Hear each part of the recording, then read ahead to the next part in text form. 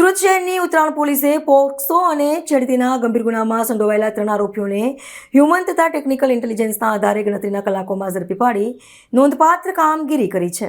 Surat police commissioner, અધિક police commissioner, નાયબ police commissioner તથા મદદનીશ પોલીસ કમિશનર ડિવિઝનની સૂચના અને માર્ગદર્શન હેઠળ કાર્યવાહી હાથ ધરવામાં આવી હતી.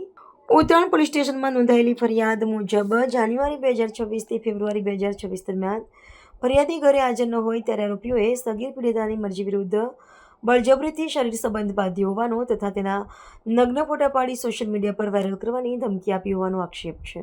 આ મામલે ફરિયાદ નોંધાયા બાદ પોલીસે ગુનાની ગંભીરતાને ધ્યાનમાં રાખી આરોપીઓને ઝડપી પાડવા અલગ અલગ ટીમો બનાવી તપાસ શરૂ કરી હતી. પોલીસે હ્યુમન ટેકનિકલ ઇન્ટેલિજન્સના આધારે આરોપીઓનું પગેરું મેળવી તેમને ઝડપી પડ્યા હતા. ઝડપાયેલા આરોપીઓમાં કનકસિંહ જેમભાઈ ગોહિલ, કૃપાલસિંહ જેમભાઈ ગોહિલ અને સંતોષ વસાવાની ધરપકડ કરી હતી.